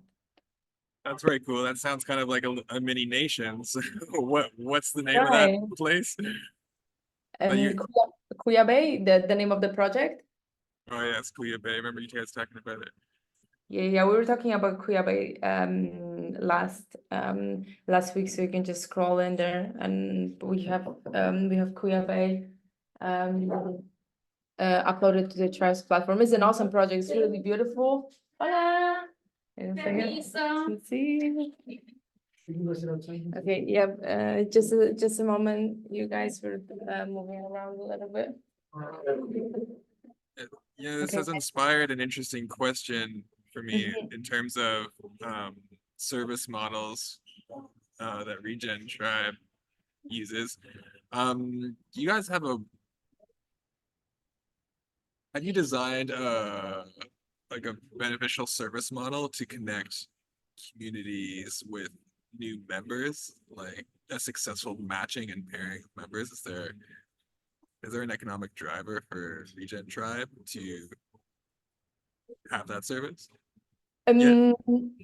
Yes, that's really our primary business model. The real estate is our primary business model. And so yeah, we have around, I would say, 15 projects in our portfolio, and really pouring a little bit more energy now into real estate. So really open for collaboration on that aspect. We haven't been focused as much on it, since most of our energy was going to on-site activations and the agency part of the business, which gives us most of the research. That's why it's so exciting. But yeah, we're definitely seeking that, and this is the gap that we're filling. And we recognized some time ago that there's a lot of people that are seeking this type of lifestyle, and yet there's no place where they can go, where they can find investment opportunities. You have bigger platforms like Jan and IC.org, although they're pretty outdated. And so just kind of coming with that mindset, we want to match people to communities. So yeah, definitely, again, if any of you is interested in that topic, would be awesome to collaborate on real estate. And it's not a complicated process, and I think for all of you that are going through the program, this is just a side knowledge that you can keep and possibly make some money on the side. So that's pretty cool. And match some people, because there's also a lot of people that are looking, and because they didn't find anything suitable, they start a new project. And again, the failure rate of these projects is around 90%. So if we only create a higher density communities, it probably would be more successful, because the biggest challenge is to bring the critical mass of community members. So it is a solution that we see. So yeah, anybody that's interested. And this is a really cool point that I want to bring up as like maybe a derivative of like direct design. We touched on it at the beginning, where some of you shared this beautiful thing about, oh, I like suburban and urban, or rural and suburban, like kind of this like combination between having a lot of your own space and your private space, and also being in an area where you can connect with others, like-minded people or unique people that you would like to spend time with and do activities with. With proper community design, what Sonia was just saying, you get the ability to both live in your house that's a little bit more remote, and with a short like walk or drive, be in a more dense area. And this all is on the design of the community, how you're going to lay out the spaces and what you're going to build. I'm super passionate about that. It's definitely the niche I love, is like the creative direction behind what are the buildings we need to build, and how will we put those buildings to maximize the points where people intersect and meet each other to create connection. We'll be talking a lot more about that in the Building Your Community workshop, which is, I think, 2 calls from now, or 3 calls from now. 3 calls, 1, 2, 3, yeah, it's 3 from now. But yeah, you get both the best worlds when you design and you city plan correctly. So, right, this is literally city planning, which up until very recently was something only governments did. And now we're in this new era where we're doing it, and it's pretty exciting. I really love it. It's one of the things that really I nerd out about. I enjoy it. Yeah, that's super exciting part. The whole city planning and Yeah, totally. It really sparks my creativity and everything. Yeah, it's definitely a missing piece, and I feel we're like kind of running away from the cities, and okay, I'm gonna create my own micro city, and really looking into urban design lets you understand what are the common mistakes and what are the successes of high density places, and then be able to create yours that potentially will grow into something that is a little bit more successful. Yeah, I personally really like cities, and I like living in a city, and so also injecting that mindset into already existing neighborhoods is something that we really need. And sometimes you feel really really lonely the more people you have around you, and so how can we create spaces that facilitate connection in between humans more, especially in urban scape. There's like a lot of statistics on how cities will grow in the next years, and even though the movement of people moving out of the cities to avoid the noise is quite big, the cities will keep on growing in like an enormous speed. So how can we inject a little bit more of that consciousness into placemaking in the urban scape is really interesting, and also seems to be a really profitable business model to collaborate with developments that are already doing that. And what they're really seeking is the human element consideration that is usually a buzzword on a website, rather than actually a real implementation of these practices in community programming and this form of placemaking. So there's definitely a lot of space there for business models, and this is something really interesting. So like my full intention would be to have a balance between the rural projects and the urban projects, because they are really, really important. They also have a high density of high quality individuals, digital nomads, and people that are really tech forward and really smart and business forward. So these are the people that will be like a driving force of many of the places.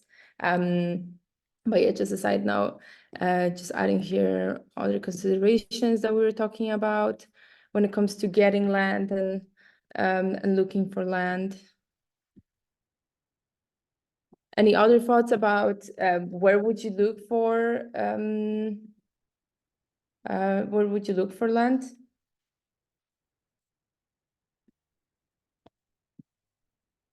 Nope. What about like, is there any direct connection to local government as well, to kind of reach out to the local government in specific and say, hey, are there land projects available? I know that this is something that happens in Brazil. Yeah, I think I think there's a lot of opportunities for that. I dug into that a little bit when we were in Germany, in Berlin, and so they have a lot of places that they would be willing to really give for free to projects that are focused on like the cultural aspect of the society. So yeah, there's definitely a lot of opportunities. It takes a lot of paperwork to make that happen, especially if you're not from a certain country. But yeah, there's a bunch of cool things that you can do in a city with grants and free of charge for the land, like gardens and parks being permaculture sites is another idea that I saw is sparking a little bit in Poland, and I think that's a great one. And so having that kind of like a workshop space in the middle of the city, and just, you know, transferring what we want to create outside of the city, which is water, food, energy systems, and the human element to the city, and like seeing how we can make it fit. There's also a lot of buildings that need renovation and cityscape, and so the government is usually pretty eager to give them away, even for free, in different countries.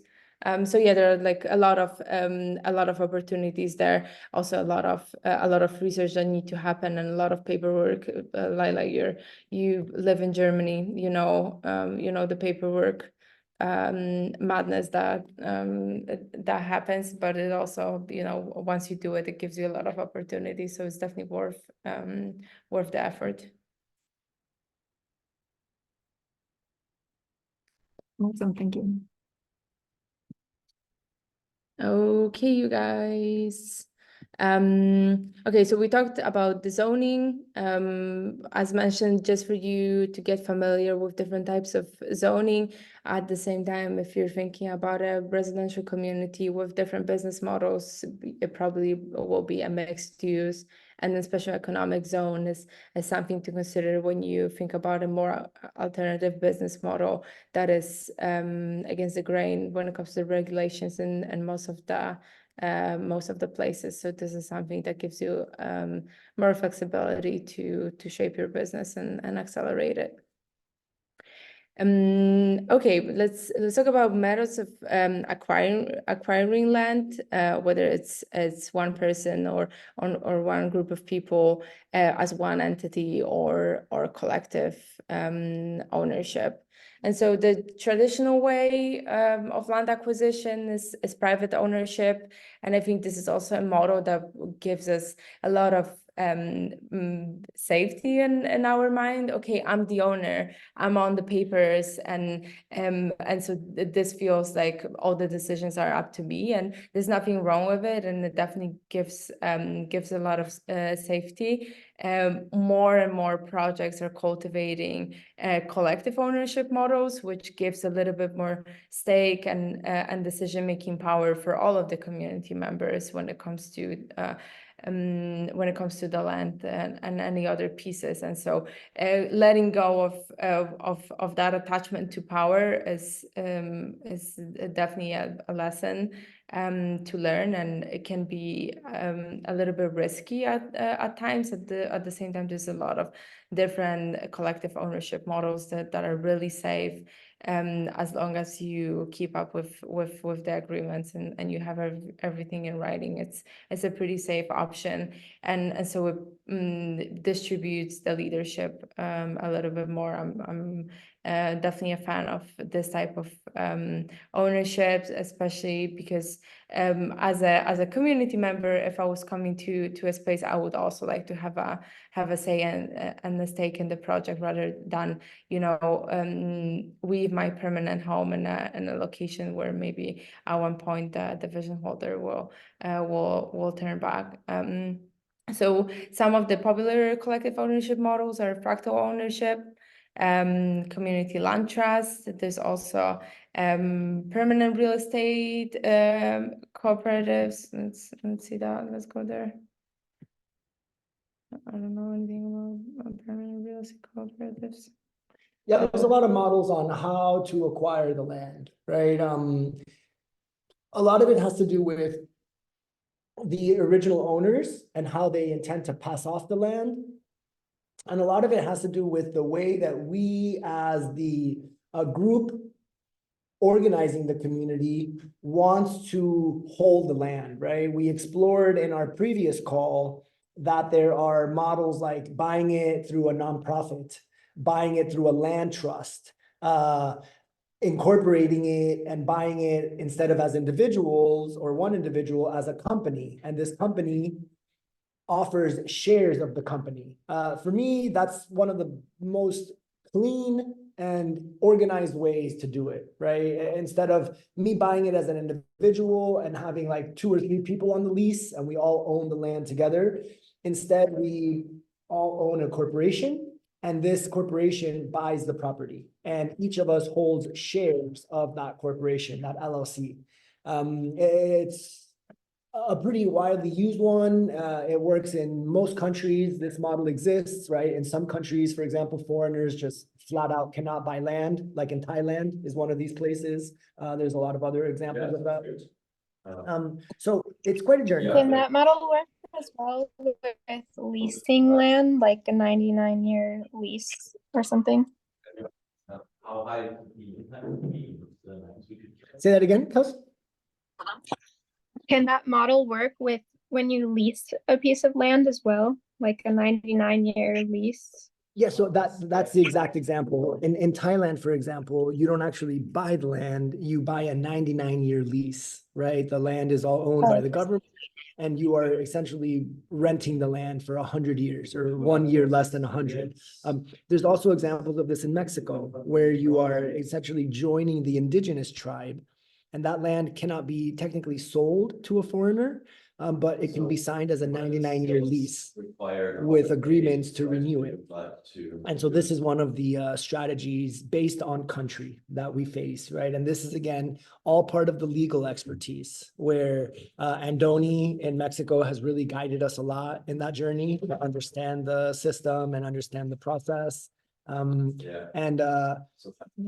Biggest recommendation is get legal support, right? Like Andoni said, 5 minutes with a lawyer can save you 5 years of headaches. It's super true. Again, we don't claim to be experts or want to know all of it, but to be exposed to it and understand it is key. Again, I invite you guys to your workbook. You can check out the land legal status link there. And when you're there, it'll take you over to your alchemy guide, where it'll take you direct to the legal situation. And here we have a really, am I sharing my screen or are you sharing your screen? No, you're sharing your screen. Right here. Okay, cool. And here we have a really beautiful set of flowcharts that can help you understand like what is really best for you, right? How many people will own the property? If it's just one person, boom, just own it. Title, flat out, easy. If it's more than one person, you continue this flow chart of questions. Will residents own their specific property, or will they be part of a collective? So no, they will pay rent based on which spaces they reside in. Okay, an LLC works for that.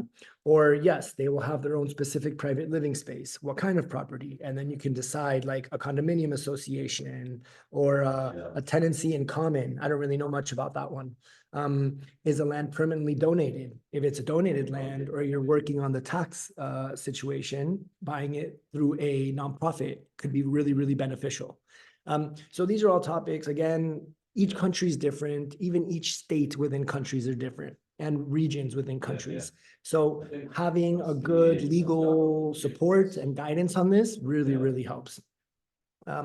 We have some other examples here where we've shared a checklist process. This project here, Project Camp, is a really awesome example of someone doing it and sharing their journey in real time of how they're buying, how they're building, why they're building what they're doing, and doing a great job of recruiting others through the internet to come and build their physical location. I really invite you guys to go check this website out. It's really, really, really, really awesome. Everything in there, they're creating open source guides. These are the same guys that started Precious Plastics, if you guys are familiar with that project.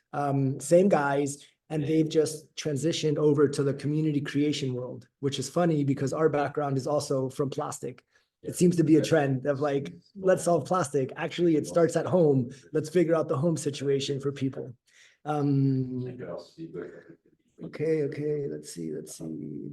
We share some really great examples of like legal models for communities here. This is on the Tribes platform over in the Hive. I would love you guys also to, in addition to being familiar with the Alchemy Guide, to be more familiar with the Tribes platform and all of the beautiful content that we have in there, right? Both as discussions on topics like this roadmap on how to figure out the ultimate design for your community.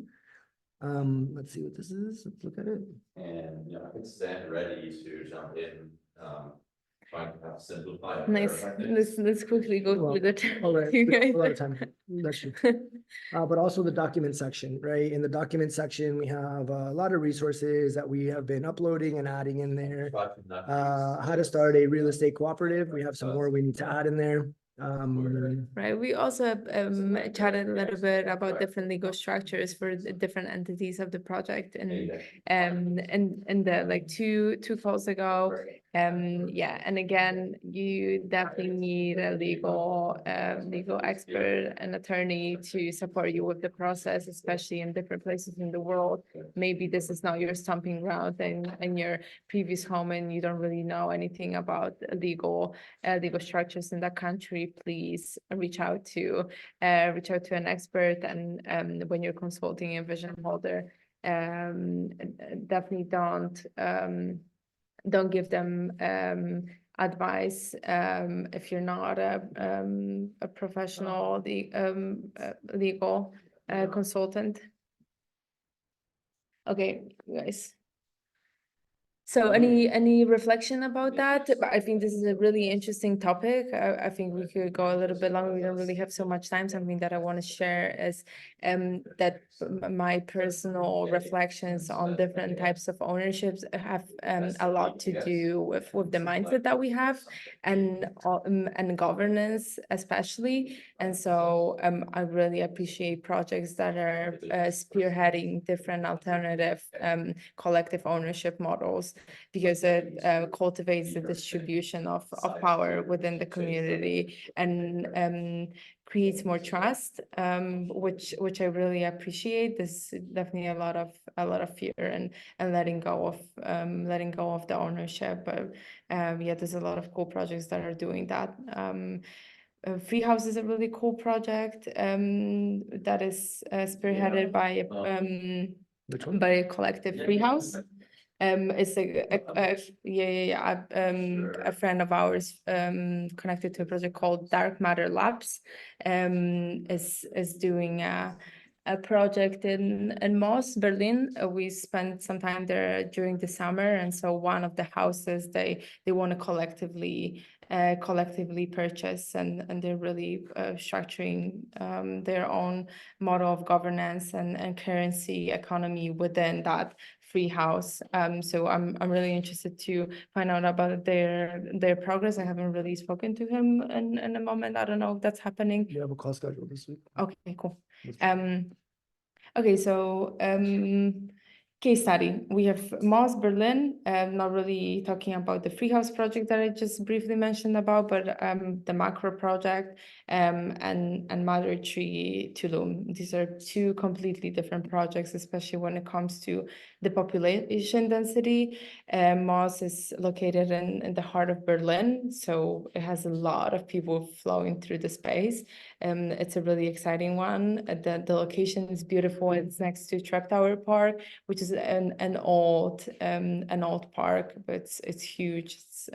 It's really pleasant there, and so this is a really important requirement to have when you're purchasing a property or land, especially within the city, that you want to be in a close proximity to nature. And so they nailed it with this one. They don't really have any space for their community garden.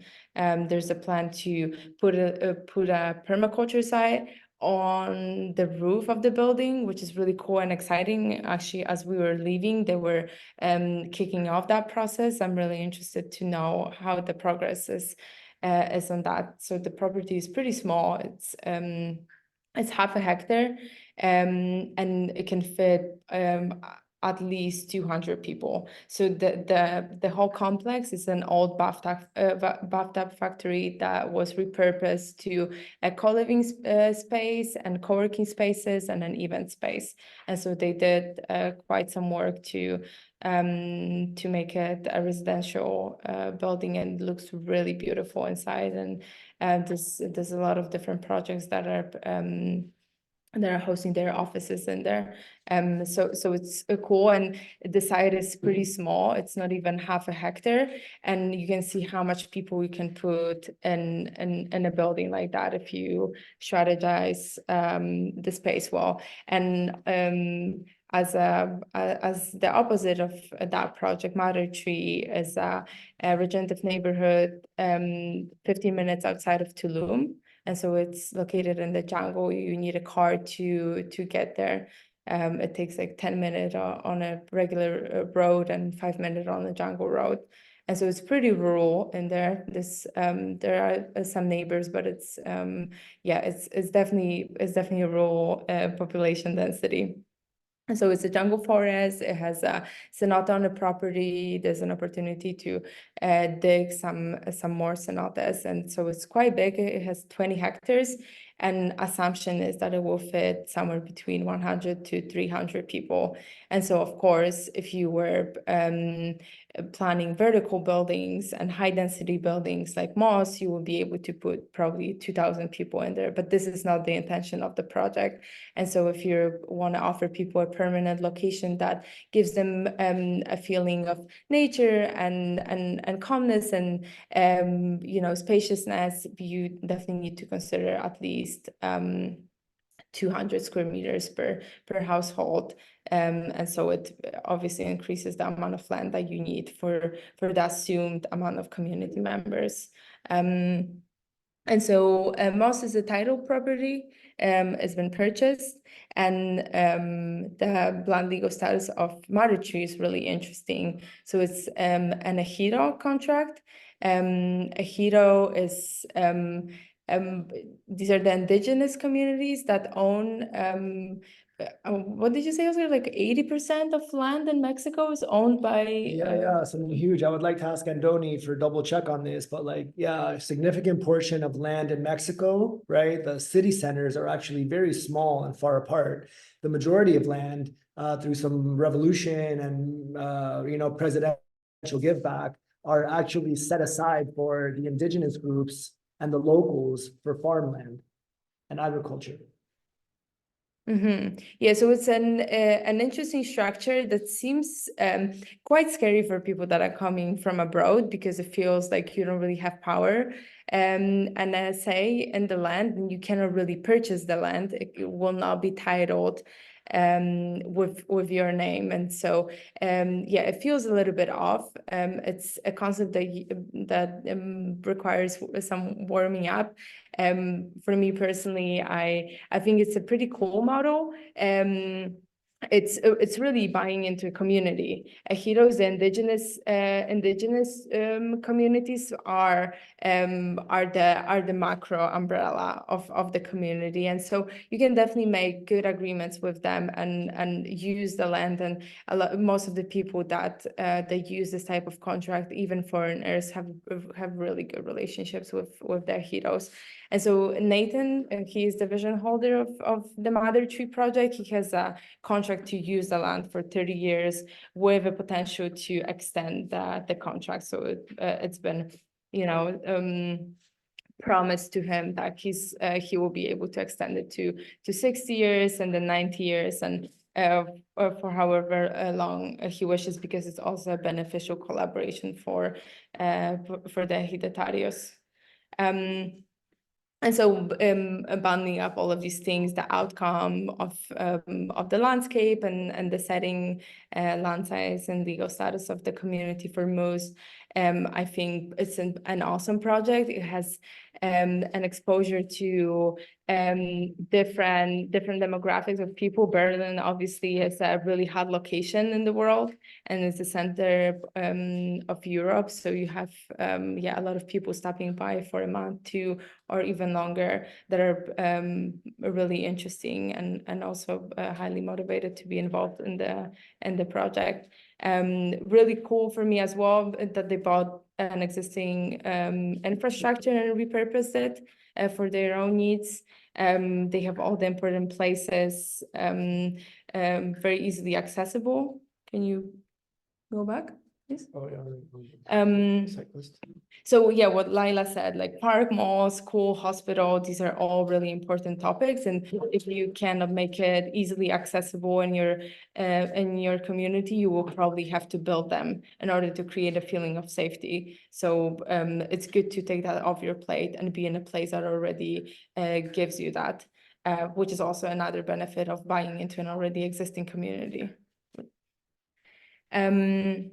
And what is the negative side of being in an urban scape is that senior neighbors cause complaints about noisy events, which one of the main business models of the place is hosting community events. So that is definitely a challenge. And you also have a limited private area for gardens, parks. You mostly have just the land that the infrastructure lays on. So it doesn't really give you a lot of flexibility on what to do outside of it. And then for Mother Tree, the location is really beautiful. The jungle is great, and it attracts a lot of members that seek this type of lifestyle. It's also very close to a touristic destination, Tulum. It's definitely a hot location on the rise, and so being close to it but not in the city center is a benefit for a lot of people. And then as a con, it's if you don't have a car, it probably will be challenging for you to get around. It's almost impossible to get there walking or biking. So car is definitely needed. And then obviously the controversial voices when it comes to Ejido and not really being the owner of the land and putting infrastructure on it is something that concerns some people. So yeah, just an overview of these 2 projects. This many more with really each community that we meet is completely different in all of these small little things. So it's cool to look at them up close and see what are the things that work and what are the things that don't, in order to serve better support to vision holders, as well as be able to create your vision of an ideal community a little bit better in a grounded way. So you guys, any spontaneous thoughts about the case study? Maybe about some regenerative neighborhood project that would be cool to look into when it comes to their land setting and land size, maybe legal status. That is really interesting. Yeah, for me, like traditional Dream Factory is like an inspiring vision. This stewardship model, like they don't accept this private stuff. Actually, it's still like Sam's Land, I think, but the vision, or yeah, it was very inspiring for me actually. So yeah. Yeah, that's a great project. Traditional Dream Factory. Yeah, that's a great thought. I'm probably gonna, after our call, I'm gonna add a little bit more information about TDF.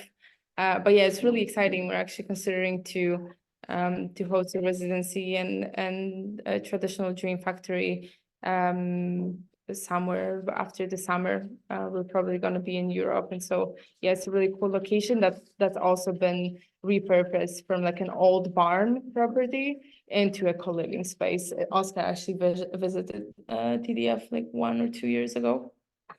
Last summer. Yeah, or like two summers ago.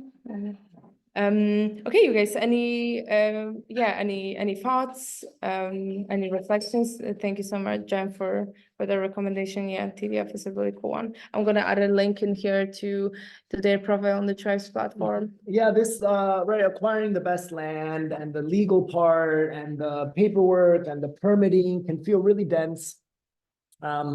It's really, the intention of this is to introduce us to the important topics that we need to ask so we can ask the vision holder and then guide them through the questions. Your biggest ally is the alchemy guy in this, you guys.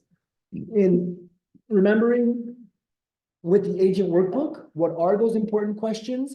And then having the backup of the alchemy guide to go more into detail on that. Your third tool is the Tribes platform and the internet, right? To find resources. We're doing our best to add many resources in there. As you guys come across anything, please share it with us so we can add it to the alchemy guide and we can add it to the Tribes platform. This is going to be part of like the give back from you guys for the course is we've had like 10 new members join the platform in the last week. We really need help greeting everybody. Hey, how are you? Welcome to the Tribes platform. Are you looking for anything? Maybe they're a potential lead for a community creation project, you guys. Anyone who finds someone who is bringing on or looking for information for creating their community, whoever starts that conversation and is open for guiding them through the process, you will be the lead on this project and we will be facilitating to make sure the process goes really smoothly. The Tribes platform is essentially our tool for hot leads. You have to turn on the little shield. Yeah, I don't have it here. Because you're on a Yeah, browser. that's okay. So keep that in mind. Please, everyone, go in and greet one or two people. How are you? What brought you here is a great question. So we know where leads are coming from. Also, what are you looking for anything that we can help navigate you to, that we could guide you to? Also great. And if they don't have a picture or their bio set up, remind them that, hey, fill in some info on your bio so we can connect with you better. Please, everyone, do that. This is your assignment this week on the Tribes platform. Greet anyone that hasn't been greeted. We've been pretty good about doing it in the past, but we've been so just running around here, getting ready for a conference this weekend about startup societies. I'm excited to share a lot with that about you guys. That'll be like our big focus in the next 6 months. The call's over now. Time's running late. I don't want to hold you guys too late. I appreciate all of your time. Does anyone have any questions or thoughts, feedback? I could go forever. I love it. When we all live together, you're going to get a lot of this, and we're just going to be talking about this all the time. We definitely need some deep FaceTime like that. Yeah, totally. And it's cool when you do it on site. You have to be at a place, see the situations, and work it in person is like the practical application that like has really given us a head start and like a huge amount of like lived knowledge that we feel quite confident in this journey. Yeah, anything that you guys want to share? Would love to hear from you guys. First, I have a question about greeting. How do you guys normally do it? Do you like to do private messages to the new members, or I would love to do it. If you noticed on the Tribes platform, when someone joins, we have a setting on so that they automatically enter the welcome group. On your main feed, you're going to see that this person joined the welcome group. Reply to that post and comment in there. That way we keep a log of everyone that's logged in the welcome group kind of log. And in that reply, let me show you. I'm going to share my screen. Awesome. Yeah, I look forward to seeing what you're showing us. My second question is, do you guys have like a general or a pitch that Regen uses to like enter new spaces with, or reach out to new networks and contacts? To like meet new potential land projects.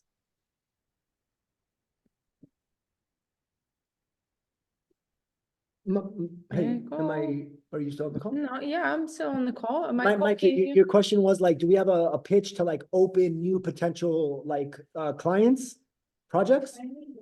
Yeah, to reach out, to other we have a bit new of contacts. Yeah, we have a bit of a write-up. We have like a whole funnel process on like how we send a welcome message, what our process is. I would love to show you guys that. That would probably be maybe We can open it now, or maybe we're running out of time. yeah, it's pretty late now. If you guys have a little time, but it's kind of a deep process. But on another call, we're gonna go through like our agency process on how we keep track of all the leads that are out there, right? Lila's been in there. She's seen this like series of Asana boards that we have. It's a number of like funnels of like find them on the internet, send them a welcome message on their socials, send them a welcome email or text if you see their phone numbers. And we have these messages written up. I'll send you something like this, Mike. We want to make it informal and friendly, and also direct enough so they understand that we're interested in their project and are curious on what they could use for help.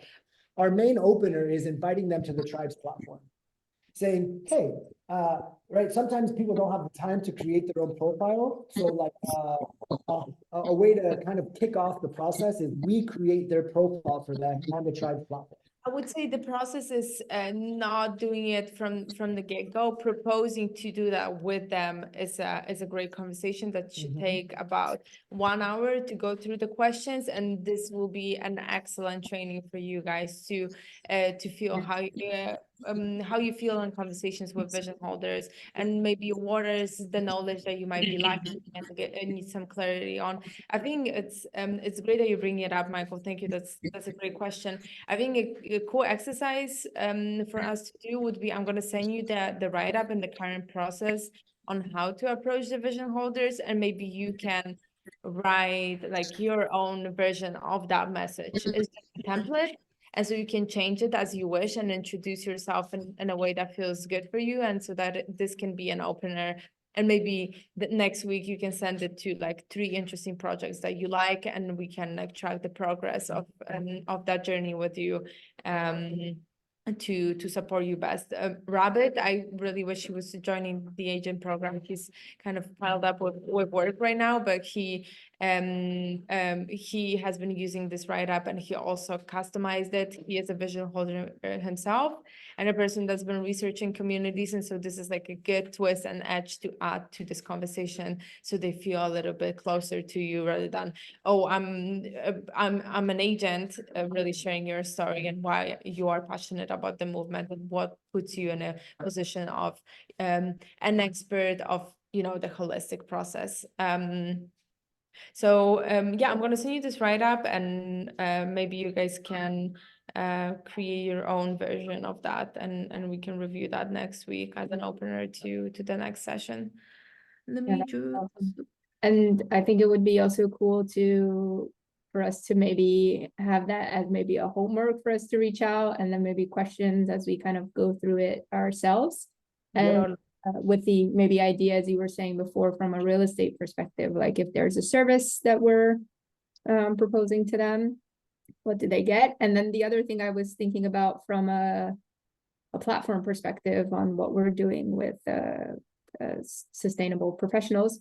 Do you also have, you know how you have the state of the collective for, people just interested? Do you also have something like that where you just bringing experts to talk about specific subject that might help them as well? On maybe they submit a question and then you bring in people on a monthly basis to talk about something, just to kind of engage them a little bit more. Yeah, that's a really cool idea. Yeah, we have a lot of friends, right? Oh, they left. They just popped out. That's a unique idea. Ciao.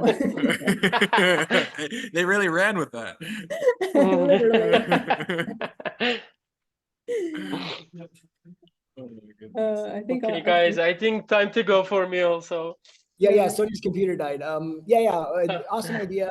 Definitely have had guest speakers join. This course, we focused more on the agents. Other courses, we were just sharing info and had a lot of guest speakers come. It's a cool idea to do it once a month, maybe based on like some of the feedback, right? So we are going to start practical application in you guys. Each of you will be reaching out to projects, either going with them and onboarding them to the Tribes platform, and getting them to take over their page. This is going to be the ideal goal for all of us.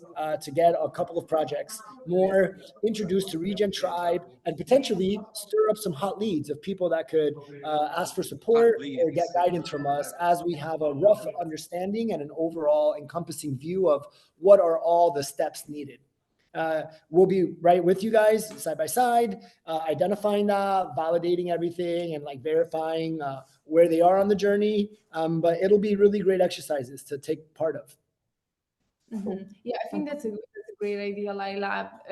It can be tied into community alchemy conversations. So really bringing it back to all the steps and then bringing in experts to expand a little bit more. Like it would be valuable for us to have a legal expert on the call as we're discussing the legal structures and so on and so forth. So I super agree with that. What did I want to say? Oh, that you guys come up with 2 or 3 really interesting projects that you find cool, attractive, innovative, a place that you would like to live in. And so, maybe next week we can reach out to these people and to the vision holders of these projects, and then you can start building a relationship. And if you need some support with getting on a call with them, we can accompany you on that call to onboard them to the platform. Maybe you can do that before that. There's like a lot of different ways on how to approach that process based on what is that vision holder's availability. So let's do that. Find 2-3 projects that you're really interested in and you would like to see on the platform and you would like to have a closer relationship with. And I'm going to send the write-up. My laptop is there right now. I'm going to send the write-up, the template on how to reach out to vision holders, and you can customize it to your individual needs, and we can review that on the next call to start doing more tangible things. Okay, cool, you guys. Okay, guys, thank you for a wonderful call. We're happy to be now. Ciao. Today was live. We'll talk soon. We'll send some updates. Yeah, make sure to leave some feedback in the boxes. Feel free to share thoughts on what you would like to improve during the calls, what you would like to see more of, and what works. I noticed that we stopped doing that, and I think it's valuable to share these thoughts. Thanks, you guys. Enjoy the day. Bye, you guys. We'll talk soon. Ciao.